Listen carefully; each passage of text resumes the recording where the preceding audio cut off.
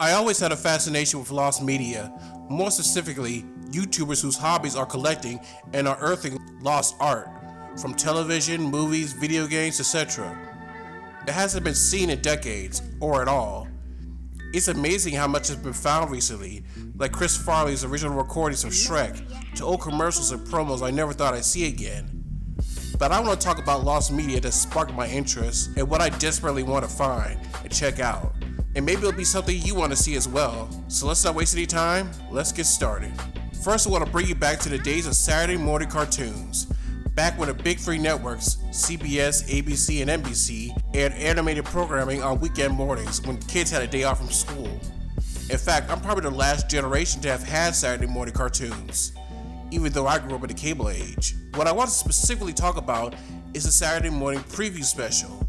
These usually aired on primetime Friday nights, right before the new season started, and featured the network stars usually sitting in front of the TV talking about the cool new cartoons airing in the fall, with clips of said cartoon shown during the program. My generation had Fox Kids and Kids WB in addition to the big three, so we had stuff like Frankie Muniz from Malcolm in the Middle talking about what's coming up on Fox Kids, and later when it turned into the Fox Box, you had the cast of Spy Kids 2 hosting What's Inside the Fox Box. Anyway, the two Saturday morning preview specials I'm interested in seeing are from CBS. One is the CBS Funtastic Preview Special from 1969, hosted by the cast of the sitcom Family Affair. This event is historic because two new cartoons were previewed: the Wacky Races spinoff, The Paris of Penelope Pitstop, and of course, ScoobyDoo, Where Are You? And the other is 1975's Dino Mike Saturday, which is hosted by the kid cast of Good Times. There's so much history in these old broadcasts, it'd be so cool to finally see them. Voiceover and animation is a real treat to me. I love seeing voice actors do their thing, but what about VO performances that ultimately went unused? We all know about Disney scrapping Dan Castellanetta's recordings for Genie in Aladdin King of Thieves once they got Robin Williams back, but there's some other recordings that still haven't been released. And quite frankly, I'm hell-bent on seeing Paul Winchell's original recordings for Tigger in the Tigger movie that he only did for one day, and Janet Waldo's original recordings for Judy Jetson in Just As the Movie, before she was replaced by pop star Tiffany. Looney Tunes Back in Action is a flawed but fun movie that probably is the best modern iteration of the classic tunes to date, and it represents the characters better than any of the Space Jam movies did. The standout performances in that movie is the late great Joe Lasky, providing the voice of Bugs and Daffy. But did you know they were originally supposed to be voiced by Billy West and Jeff Bennett? They both recorded their lines, but Lasky was brought in last minute to redub their lines months before the film's release. I actually asked West about this on Twitter, and he had this to say: I auditioned for Bugs in Back in Action, it was hired and then unhired. I didn't have any fallouts. I think Joe Dante didn't care for what I did as Bugs. His total prerogative. I thought Joe Lasky did great. Even in the actual movie, when you hear Bugs grunting, it definitely sounds like it was left over from Billy West's original recording. You can still hear Billy West as Jeff Bennett performed Bugs and Daffy and tie-in commercials from the movie. Now don't get wild. You offend me. Also, this is pure speculation, but it seems like they are propping up Jeff Bennett to be the official voice of Daffy.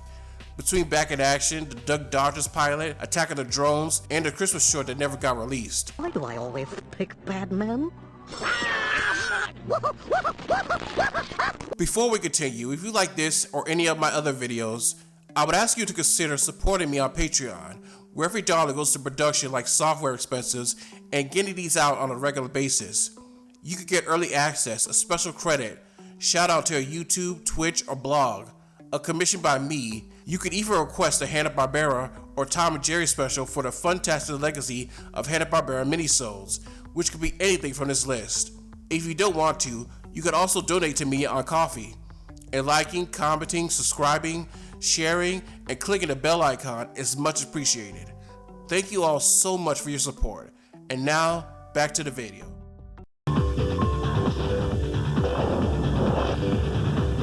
Now arriving at Kids WB.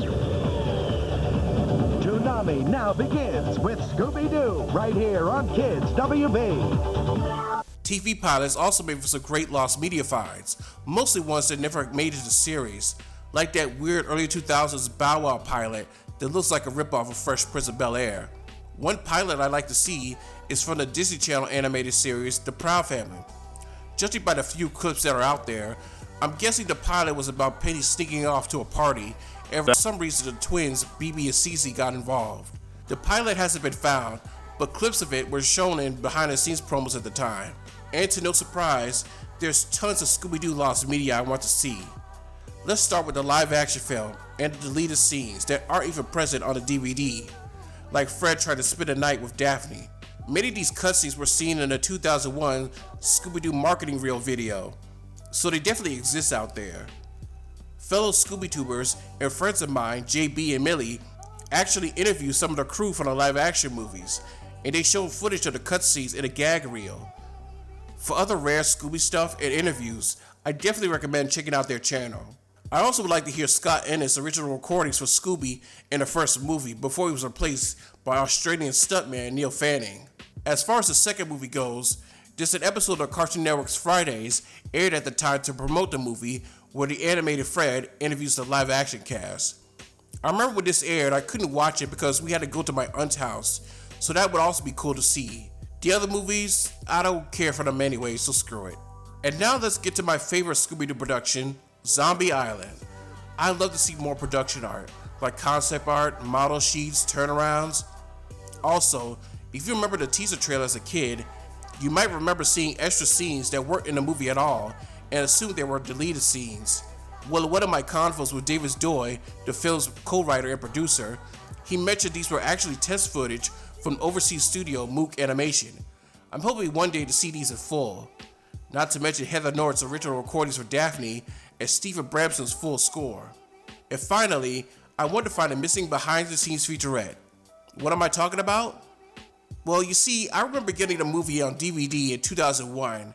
One of the extras promised a behind-the-scenes making-of documentary, but when you look at it, there's nothing of the sort. It's just an extended trailer.